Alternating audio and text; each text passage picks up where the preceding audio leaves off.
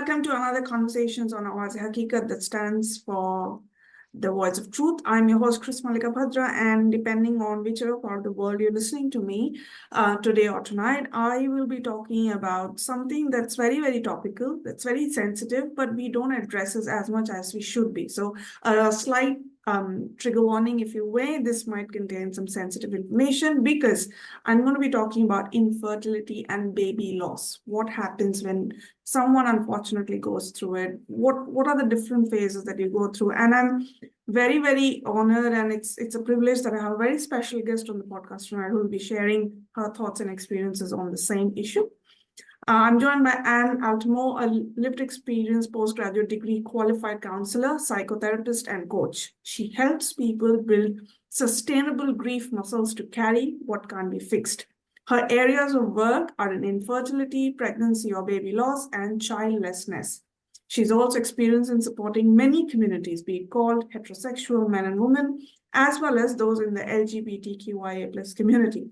She has founded Life After IVF to provide a safe healing space for all who have disembarked on the fertility treatment roller coaster. On that note, a very good evening, Anne. How are you doing? Good evening, Malika. I'm very well, thank you. Amazing. First of all, let me thank you for coming onto the platform, for saying yes to having this conversation, and thank you. I'm very, very honored. Thank you. All right. First things first, Anne. Since we don't usually talk about these issues as much as we should be. What are the common misconceptions around baby loss and infertility? The most common ones we find, and this is across the board with every culture, every demographic, there is a sense of it won't happen to me. And, that's understandable because we want to have hope, we want to have our offspring. So we tend to kind of not think about it. We put it in a closet and forget about it. Also, at school, we have all this sex education, and it's all catered around how not to get pregnant. Very rarely, if ever, do they touch on the reality that sometimes it's not that easy to get pregnant. So if you look at the stats, I think it's 1 in 6 couples worldwide will face fertility challenges, and that is 30% female issues, 30% male, 30% combined, and 10% unknown. Right. The other very common misconception is if you are infertile or you have a miscarriage or your baby dies, it's something to be ashamed of. The reality is it is a sad event that has happened to somebody. There is a lot of shame and stigma, especially with women, because, it's our bodies. We feel that we should be able to do this. So there's a lot of shame and stigma, which then becomes a spiral of not seeking help that is needed. The reality is it's a grief, and grief needs to be supported, and grief needs to be witnessed.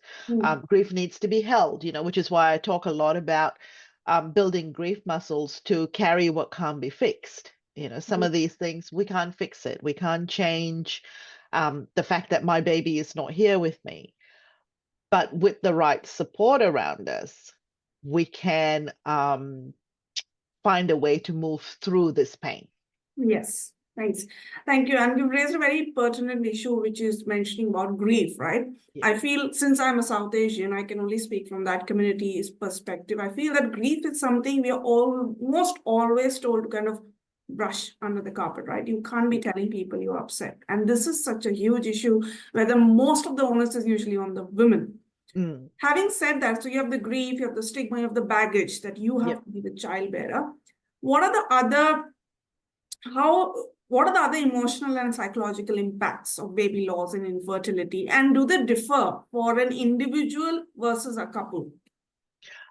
Grief is a very unique experience. There is actually a saying that says grief is as unique as your fingerprints.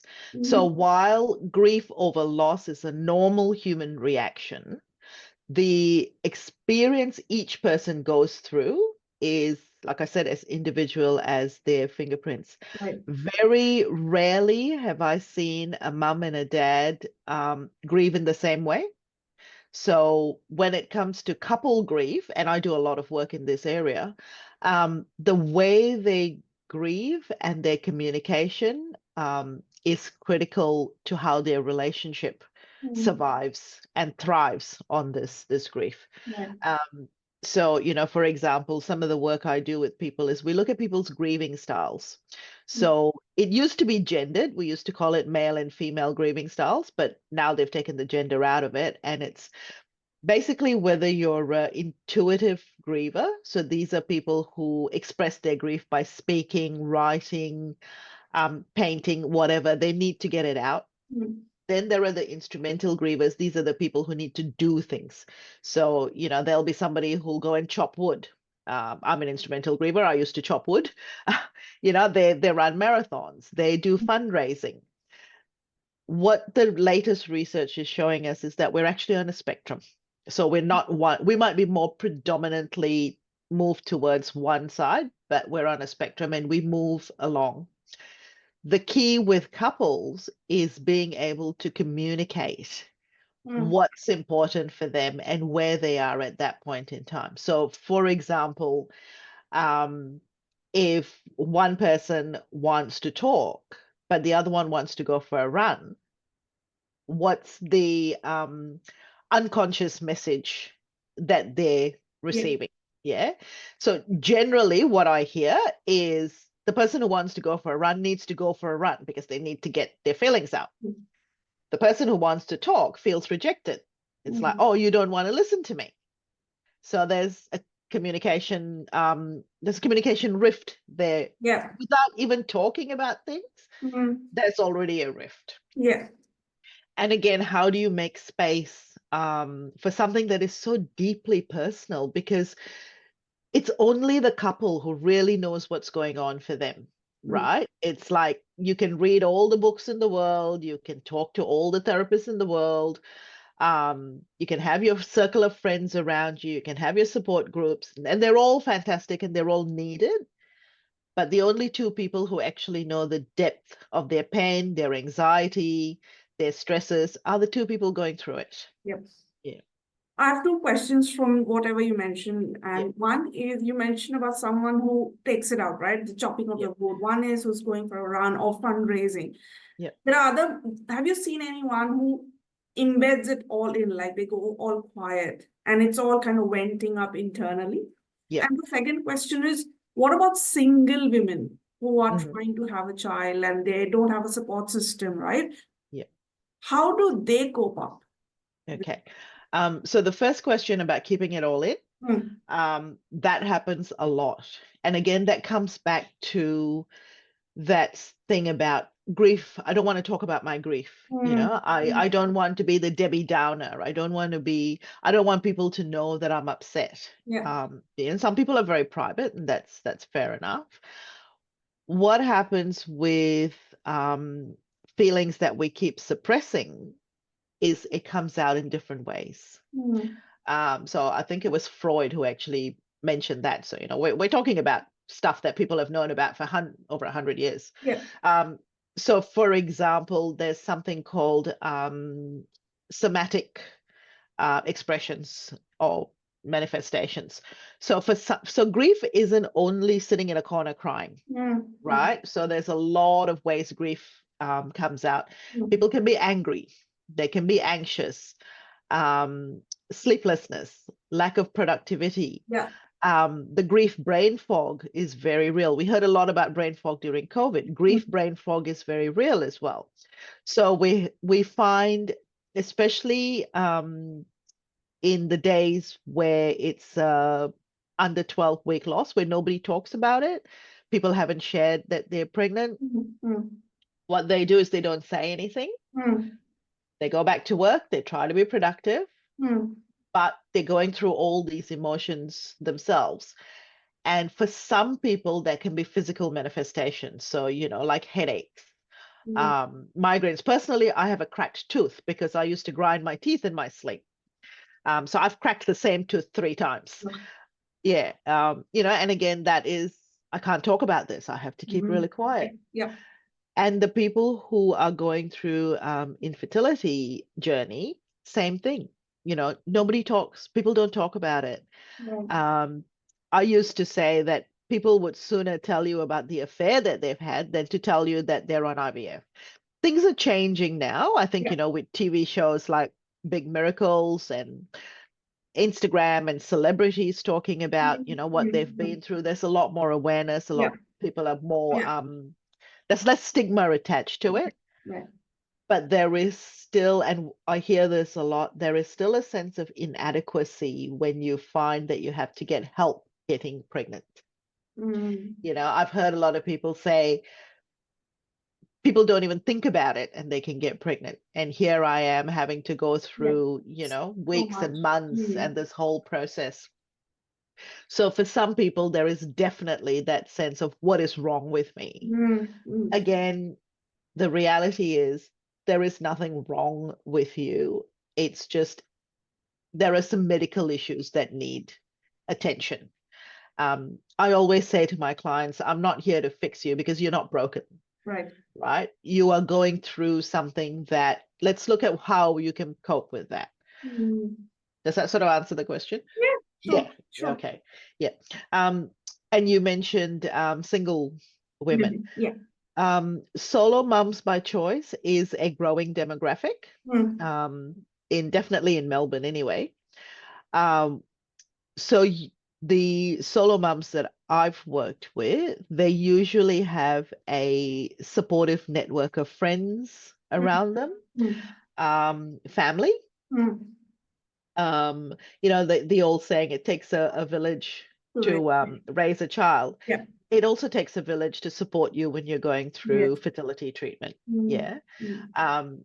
So for those ladies who are looking to do this by themselves, I would encourage you to have your close circle around you. Yeah. The people who will listen to you, and the practical things. The people who are going to drive you to your appointments, the Mm. people who are going to be there to celebrate or commiserate. So that social support is really important. Mm. Um, there are some organizations that are starting to talk about creating more support groups for this demographic of people. Mm. So, they've actually got people to talk to. But again, if you're doing it by yourself, it is quite a lonely journey. Mm. Um, and a lot of people will find that they need to have that support group around Yeah. them. Thanks, Anne. Thank you for that. Absolutely. But Thank you. moving on from there, there's a huge expectation and pressure related to fertility and parenthood, right? And the biological clock that is ticking away. How do these things impact someone or a couple who are experiencing infertility and unfortunately have gone through a baby loss? There's a lot of emotional pressure. So the biological clock is real. There is a lot of evidence that says after a certain age, the quality of a woman's eggs start to decline. It does get more difficult to get pregnant the older you are. So, even on IVF, the statistics are that the older you are, I think the numbers keep changing, but I think over 35, your chances drop. Over 40, they drop even more. So for a lot of couples, there is that sense of anxiety around this needs to happen and it needs to happen quickly. So that adds stress to the relationship in itself if they're going through infertility journey. And when you're going through the infertility process, there's so much time, money, and emotional investment that goes into what's happening with you, doctor's appointments, blood tests, ultrasounds, the whole works of it. So you go through all of that, and then you have the pregnancy, and it's wonderful, and you're excited, and we all want to take home our baby. When that doesn't happen, there's a huge plummet. So, that's why they call it the roller coaster, because you're on this, you have this high, and all of that. And I mean, baby loss is a devastating thing to happen to anybody, and I just want to acknowledge that. So, But what I also hear from a lot of people is we went through all of that and there's nothing to show for it now. So, again, there's also what we call secondary losses involved. For example, people who are going on IVF, the cost, it's not cheap. So there's a lot of money that's been invested. There's a lot of time that's been invested. For career women, they could be I can't take that promotion because I could be pregnant. Or, I can't go on that business trip because I need to time it so I've got my next cycle happening. So there's a lot of other things that happen during the process, and all of that kind of builds up as well. So one of the things that I also like to raise awareness about is the secondary losses are also losses, and they have the right to be grieved and mourned as much as your primary loss. Absolutely. Yeah. Thank you for raising that. And because the next thing that I wanted to know about you is the mental health loss or the various problems that arise from it. Often in most of our societies, we don't even acknowledge that mental health needs to be addressed, right? So when you club these three, that you're going through an IVF cycle or an infertility test, and then you have a baby loss, what are the different signs of mental health issues that may or can arise from all of this going on in our life? And how do we seek help? So firstly, grief is not pathological, right? So it's grief is a normal human reaction to loss. So just want to make that very, very clear. What happens with people is grief has many different ways of coming out. So of course there's the extreme sadness. For some people it's anger issues, anxiety. The symptoms of grief and depression are very similar. So again, I usually say to my clients, check in with your GP and get see if you have a diagnosis of depression, because the work that we do around grief and depression is quite different. Some people may need medical intervention to help them with the depression, take the edge off. And then there is all the grief work that you can do with a therapist. So there's a lot of different ways of working through grief, depending on what sort of a therapist you work with. So one of the ways that I would work with people is we would actually look at how is the grief impacting them to start with. What are the areas of their life which are being impacted with, say, inability to function. So a very common one is people start to isolate because it's too hard. So, as we know from COVID, isolation is not very helpful at all. So again, it's looking at what is your safe environment, what's your safe social support around you that you can connect with, so you're not isolating. The other thing that does also impact people is what we call triggers.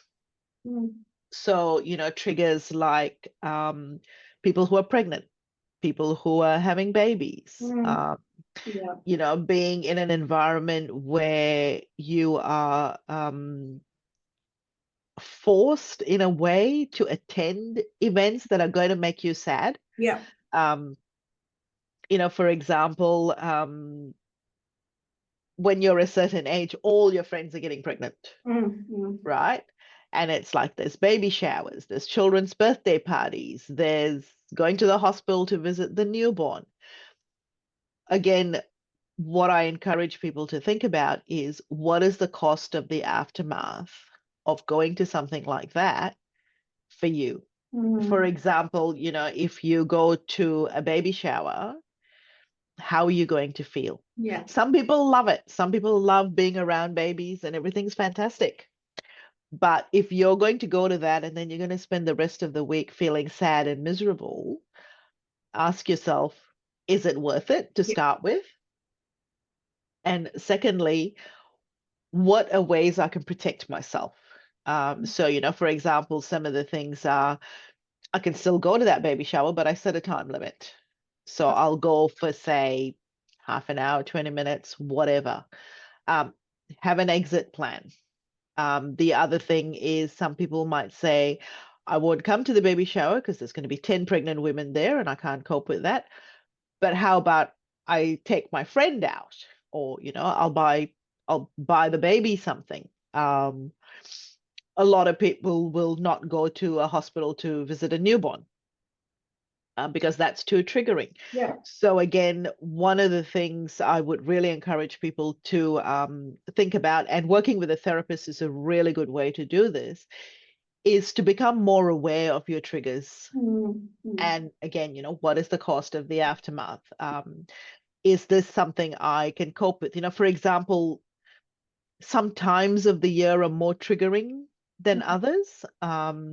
So, I'm 28 years from my loss. It's been 20 years since I ended IVF treatment, but there are still certain times of the year where things will set me off. So I need to be very careful. But I didn't know about all of this until I actually started studying about grief. Yeah.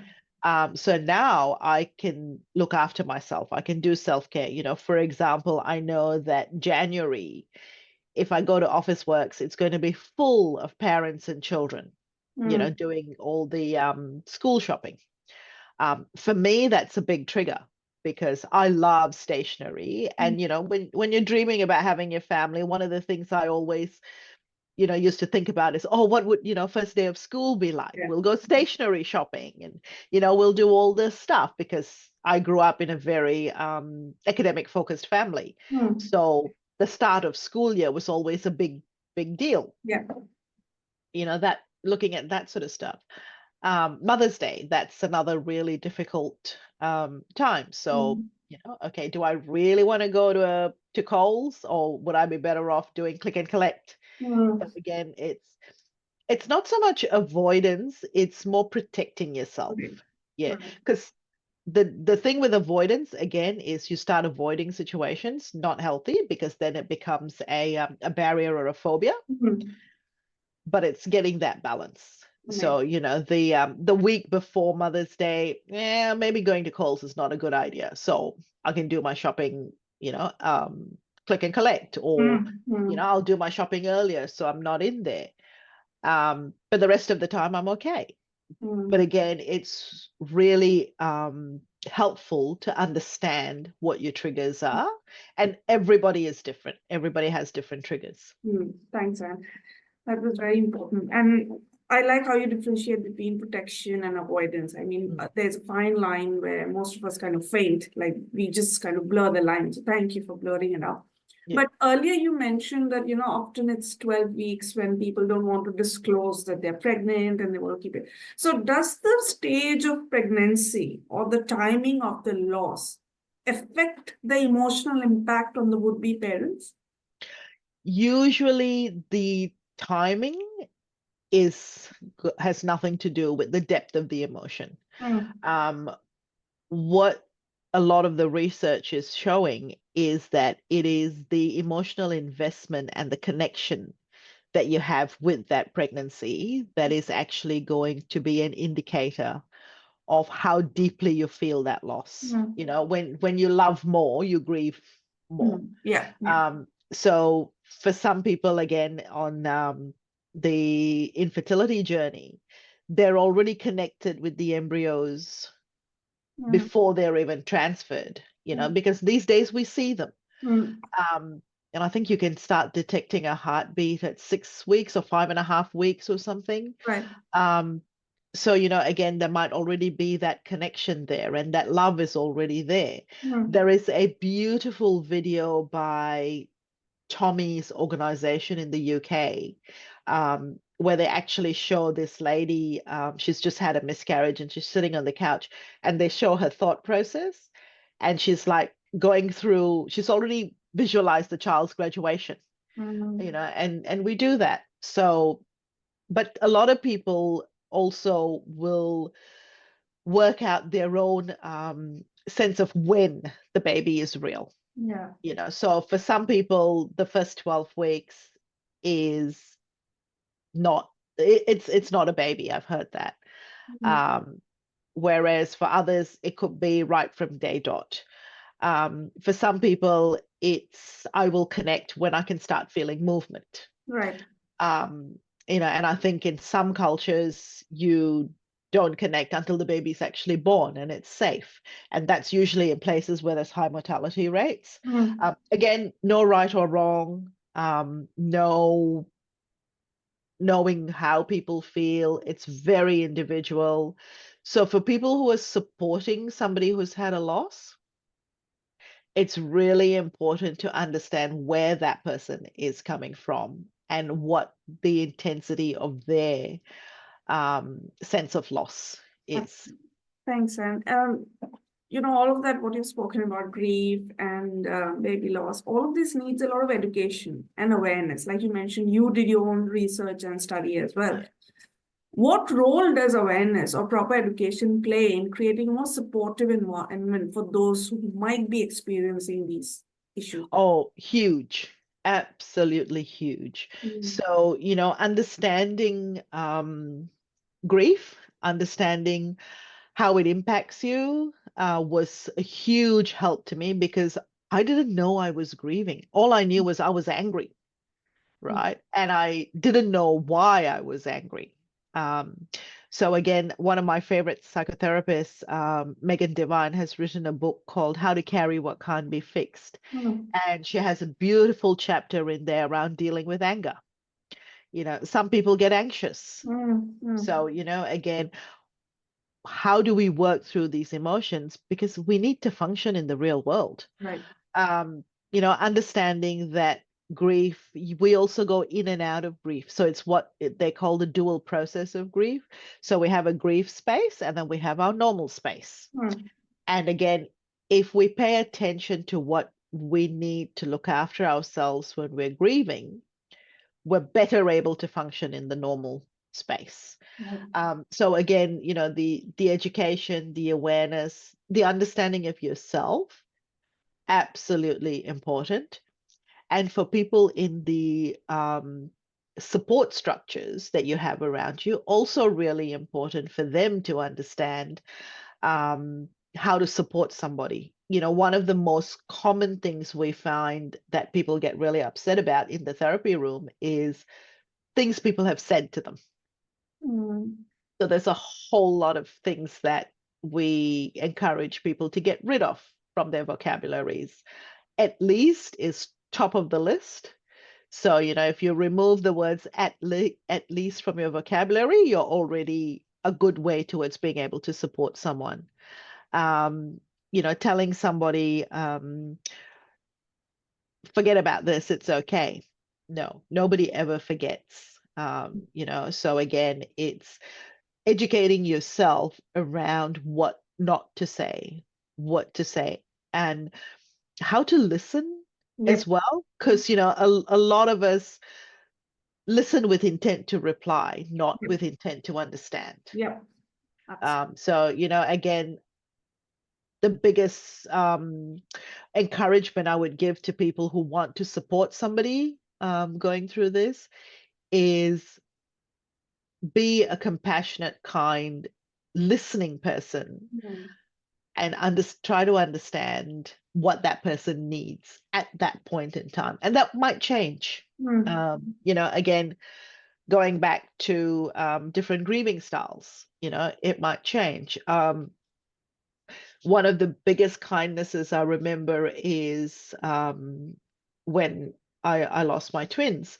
A friend came in, she went straight to my fridge, she filled up the freezer with all my favorite foods, popped in, I was in bed, popped in, left a fruitcake by my bedside, and she said, I don't know if you want to talk, but I've brought you food because I know you need to eat. And that was 28 years ago, and I still remember that. And she was right. I did not want to talk, but boy, did I enjoy all those meals. Another friend, after a few weeks, she said, "Do you want to go for a walk? We don't have to talk, but you've been cooped up in the house for a long time. Do you want to go for a walk?" So I think we went for a walk down on the beach or something. So again, it's those kindnesses that people are going to remember. Right. Yeah, absolutely. Thanks. And I'm sorry to hear about what happened to you. Thank you. Yeah. And you talk to so many people, right? And listening to these might get heavy sometime. How do you take care of your mental health on a difficult day? So one of the things that my training was very strong on is the self-care and the letting go of the client. So I have different rituals for that. One of the things is once I write my notes after I've seen a client, it's like, okay, I'm finished with that client. So I might go out, get a cup of tea. If I'm working from home, I'll go and hug my dogs, listen to a bit of music. We used to call it sorbet for the mind. So kind of just clear the mind a little bit. We also need to clear our heart because, like you say, when we're sitting with things that are so heavy, it does affect us. So some mindfulness practices, sometimes looking at something that's a little bit more cheerful. So if I've been in a very intense case with lots of heavy stuff, I might need to get up and go and watch some stupid show. That's going to make me laugh. But it's giving yourself that mental break. It's also giving me that heart space break as well. So things like, making sure I do things that are enjoyable for me. Whether that's going for a walk, going to the gym, going to a concert, but making sure I plan for all of those things. Amazing. Thank you. And the last question, I mean, by last, I don't mean that this is a one-off conversation. We need to have periodic conversations, but just mindful of time for this specific episode of the conversation. What would be your message to all our listeners, Anne? I think the two takeaways, if you like, is if you're a support person,